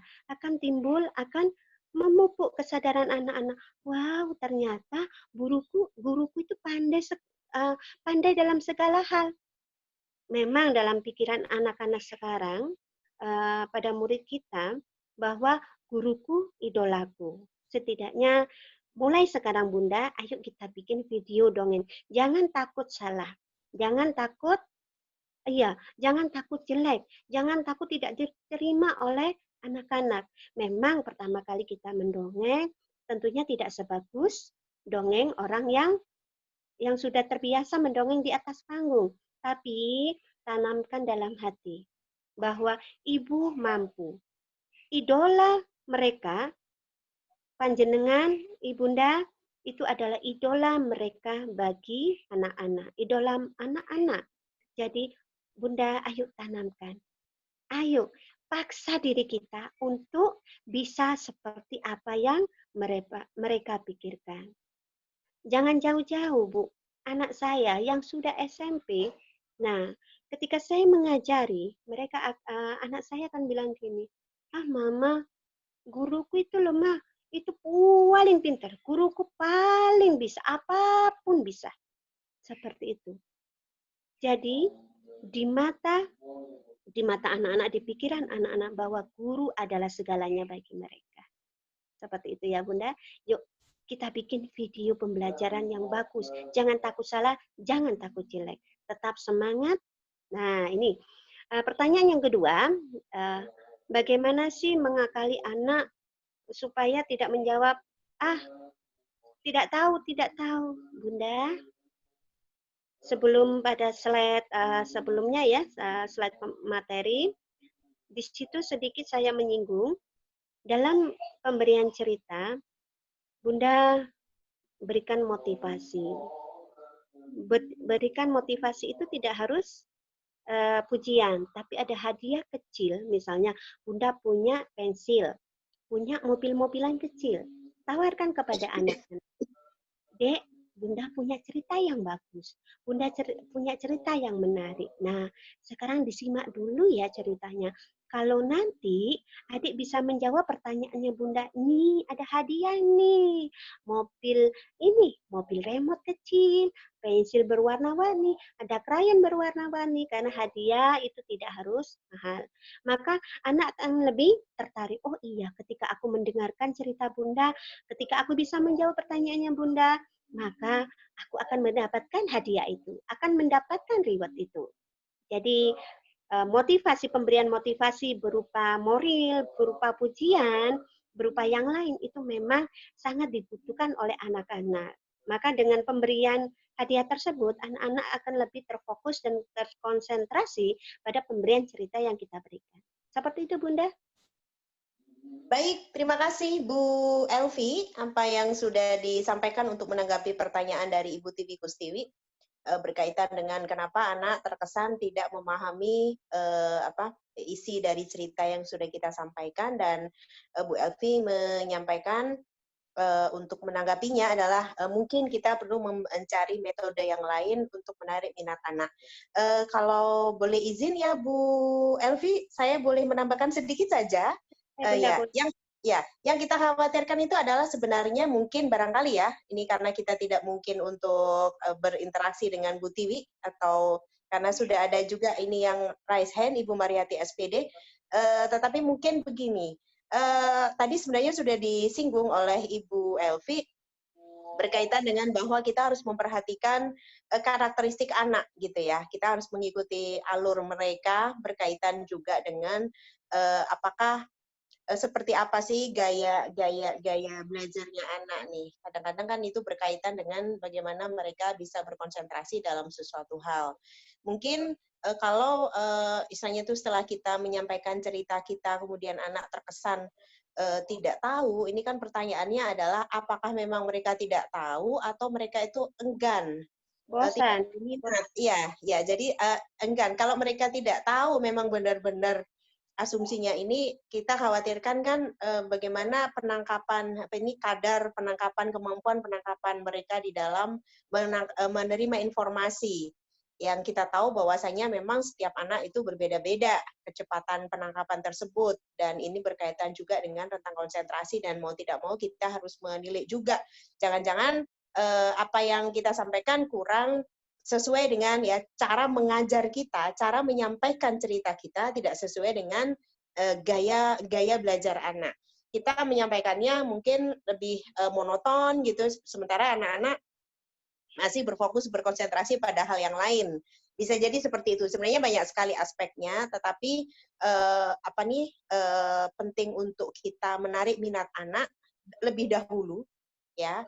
Karena kan tadi melalui cara-cara yang tadi sudah disampaikan secara sederhana namun mengena ya menurut saya dari yang disampaikan oleh Bu Elvi itu adalah kita mengumpankan kepada anak. Kalau kayak gini gimana? Nanti kan akan kita lihat juga, nih anak sudah cukup siap enggak di dalam mendengarkan cerita atau dongeng yang akan kita sampaikan.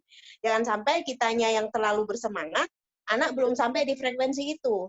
Nah, ini juga akan menghambat karena semangat yang ingin kita semangat kita di dalam membacakan buku atau kan membacakan cerita atau mendongeng ini harus juga bersama-sama dengan anak-anak kita. Itulah makna mungkin dari kita membangun dialogis membangun hubungan dialogis ya, melibatkan anak-anak supaya pembacaan cerita ini bisa lebih efektif.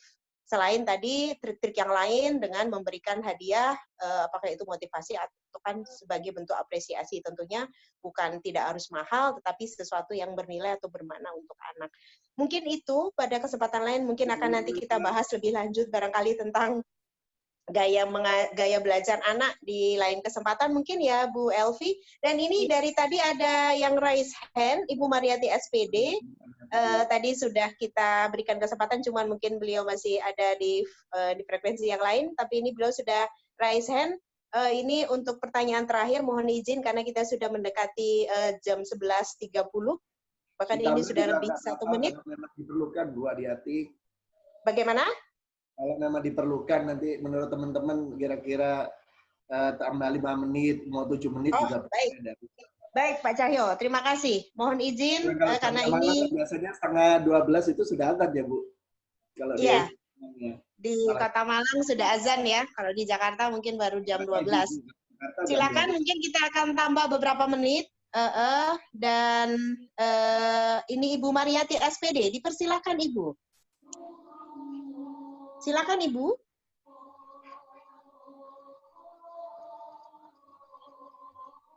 Ibu Mariati. Ya. Mungkin belum dinyalakan itu ya. Belum dinyalakan. Ini di unmute Ibu. Tolong ditekan yang tanda audionya supaya Ibu nanti suaranya bisa terdengar di forum ini.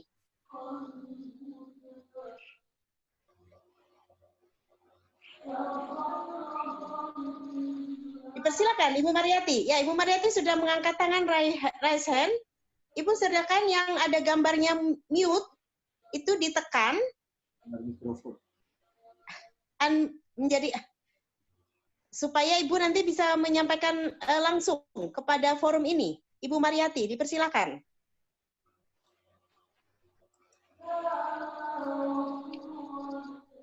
Ibu Mariati, mohon maaf. Ini ada beberapa pertanyaan lagi. Mudah-mudahan ini kita sebagai penutup. Ya, gimana Pak Cahyo? Ya, boleh ikut komentar kan? Ya. Silakan Pak Cahyo. Ada bapak-bapak yang lain ini.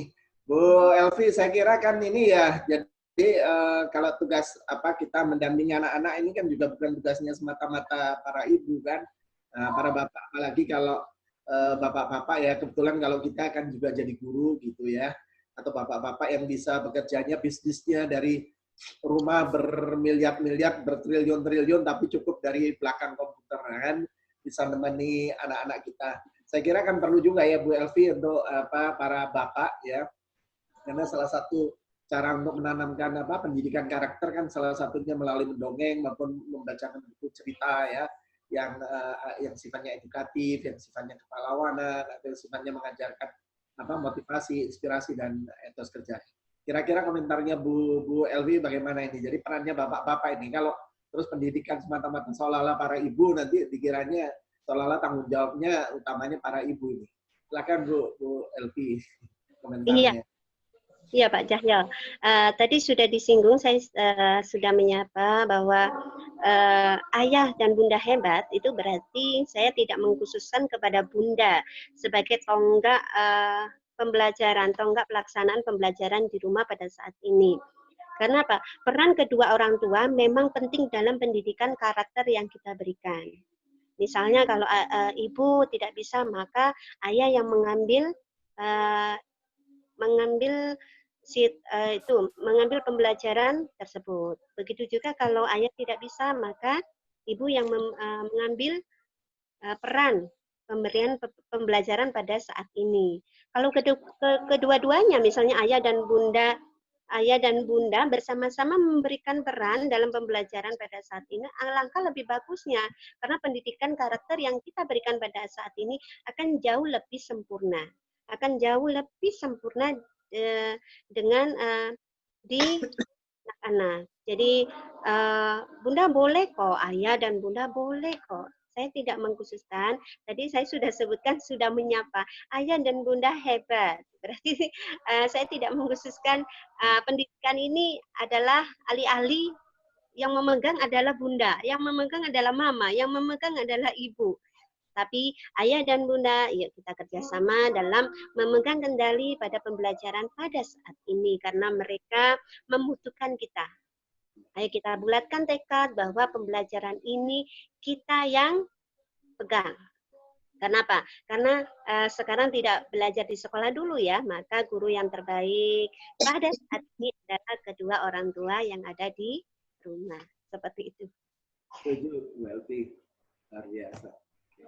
Baik, terima kasih Bu Elvi, terima kasih Pak Cahyo. Saya akan memberikan kesempatan lagi kepada Ibu Mariati SPD yang sudah raise hand. Dipersilakan Ibu.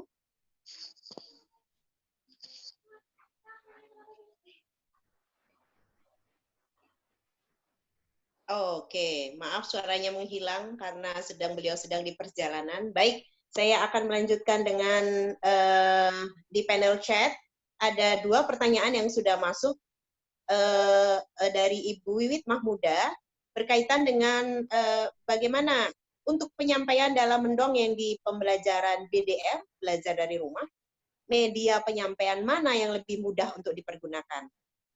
Itu dari Ibu Wiwit, kemudian ada lagi dari Ibu Afni Nur Aini. Beliau melanjutkan pertanyaan dari yang sudah dipaparkan sebelumnya. Pertanyaannya adalah, apakah ada batasan ideal mendongeng sama anak? Misalkan 1 minggu baiknya berapa kali? Itu pertanyaannya. Kemudian beliau melanjutkan lagi, setiap akhir saya bercerita, saya biasanya bertanya, ayo, apa hikmah dari cerita tadi? Dan mereka menjadi berpikir, terkadang menjawab, terkadang tidak. Ketika mereka susah menjawab, saya pancing biasanya. Karena kan mendongeng melatih kreativitas anak juga ya. Terkadang di lain waktu, saya juga meminta anak untuk menceritakan sesuatu hal yang menurutnya menarik kepada saya. Ini beliau sharing pengalaman dan berkait mungkin kalau dari poin pertanyaannya adalah apakah ada batasan ideal mendongeng sama anak dalam 1 minggu itu berapa kali? Dan mohon tanggapan karena ini beliau setiap akhir menceritakan sesuatu buku ataukah cerita hikmah-hikmah yang lain itu beliau bertanya nih apa hikmah dari cerita tadi. Mohon tanggapan dari Ibu Elvi dan sekaligus juga Ibu Wiwit Mahmudah tadi pertanyaan sebelumnya. Dipersilahkan Ibu. Dalam batasan mendongeng itu tidak ada batasan sama sekali bunda. Bunda boleh, ayah bunda boleh bebas berkreasi dalam pemberian dongeng tersebut. Boleh 1 hari. Kadang tergantung pada mood anak juga ya. Kita harus memperhatikan pada mood anak. Misalnya kalau anak kepingin setiap hari bercerita, menerima cerita dari kita, maka kita memang harus siap setiap hari. Misalnya anak mulai bosan, mereka meminta 3 hari sekali, boleh. Kita tidak boleh memaksakan harus 3 hari sekali. Mereka harus mendengarkan cerita tersebut, mendengarkan cerita yang kita sampaikan. Tidak harus bunda. Lagi-lagi kembali kepada keleluasaan anak dalam menerima cerita tersebut. Bunda ya, sekali lagi ayah bunda. Kemudian pertanyaan kedua bunda, tadi tidak terdengar karena suara adzan bunda. Ya, pertanyaan dari Ibu Wiwit, untuk penyampaian dalam mendongeng di pembelajaran BDR, belajar dari rumah, media penyampaian mana yang lebih mudah untuk digunakan? Ini mungkin maksudnya saya menangkap pesannya adalah media penyampaiannya itu kan kalau belajar dari rumah itu kan bisa daring ataupun luring, bisa online ataupun tatap muka. Nah, ini mungkin kalau tatap muka kan agak sulit ya sekarang, berarti pilihannya itu adalah daring atau online. Nah, ini sebenarnya kalau Bu Wiwitnya bisa ngomong langsung enak ya, apa yang dimaksud dengan media penyampaian? Apakah pakai Zoom atau apa? Mungkin gini Bu, kan kita nih kalau pakai aplikasi Zoom atau aplikasi yang meeting conference itu kan memang cukup perlu ini ya, data ya. Kan kalau ngikut kayak gini ini kan perlu pakai data. Tapi kalau pakai misalnya tuh kita rekam video, kok jadi saya yang jawab? Monggo silakan Bu. Mohon maaf. Silakan Bu Elvi. Enggak apa-apa, memang Mohon maaf. Silakan Bu. Pertanyaannya seperti itu sih. Kalau Bu Wiwit ada di forum ini bisa menyampaikan langsung. Silakan. Maksudnya apa nih? Bu Wiwit, apakah ada? Sudah? Baiklah. Silakan Bu, silakan aja. Silakan ditanggapi. Iya, memang setiap pembelajaran yang kita berikan pada saat ini itu lagi-lagi ada plus minusnya. Jadi pembelajaran yang kita berikan itu tidak semuanya minus, tidak semuanya kurang, tidak semuanya baik. 100% pembelajaran yang kita berikan pada hal ini itu 100% benar, 100% bagus untuk murid. Lagi-lagi saya tekankan bahwa setiap pembelajaran yang kita berikan itu ada plus minusnya. Jadi ada sisi baik, ada sisi lebihnya, ada sisi kurangnya. Jadi tidak ada pun pembelajaran yang tidak baik terhadap anak. Lagi-lagi harus plus minus, bukan harus ya. Setiap pembelajaran itu ada plus minusnya. Nah, bagaimana caranya agar pembelajaran itu lebih interaktif, lebih termotivasi untuk anak-anak tersebut. Ya, baik. Jadi tentang media ini bisa fleksibel, mungkin maksudnya begitu ya Bu Elvi, bahwa media yang akan kita pakai bisa kita variasikan, kita sesuaikan dengan kebutuhan dan kemampuan dari para orang tua yang ada di lingkungan tempat kita mengajar atau beraktivitas. Mungkin seperti itu kira-kira dari apa yang sudah disampaikan oleh Bu Elvi, dan untuk karena keterbatasan waktu, kita sudah melebihi dari 13 menit dari 11.30. Kita harus mengakhiri karena kita juga harus bersiap-siap untuk sholat zuhur dan aktivitas yang lain. Sebelum ditutup, kita akan memberikan kesempatan kepada narasumber untuk menyampaikan kesimpulan. Dipersilakan Ibu. Iya, terima kasih Bunda Adiati, terima kasih pada Ayah dan Bunda hebat yang ada di seluruh Indonesia, bahwa mendongeng itu mudah sebenarnya. Mendongeng itu mudah, asalkan kita tahu tips dan trik yang harus kita kuasai. Jangan takut malu, jangan takut jelek ketika kita memberikan cerita kepada anak-anak, karena memang anak-anak butuh motivasi pada saat ini. Pada pandemi saat ini, kita sebagai orang tua, sebagai guru, lebih bekerja keras lagi untuk mengembalikan minat baca anak-anak terhadap buku. Itu adalah tugas yang inti. Nah, mendongeng juga bisa menumbuhkan melatih kreativitas, menumbuhkan daya imajinasi anak, memberikan pesan moral terhadap anak tanpa mereka merasa digurui, dan memberikan keleluasaan pada anak untuk lebih berkreativitas. Sekali lagi, Ayah, Bunda, dan guru-guru yang ada di seluruh Indonesia, ayo kita kembangkan literasi ini, salah satunya dengan dongeng, salah satunya lagi dengan mengembalikan minat baca anak terhadap buku. Sekian, terima kasih. Salam literasi. Tetap semangat. Wassalamualaikum warahmatullahi wabarakatuh. Waalaikumsalam warahmatullahi wabarakatuh. Terima kasih Ibu narasumber, Ibu Elvi Budianti SPD, sebagai praktisi mendongeng atau praktisi storytelling yang sudah memaparkan materinya dengan luar biasa.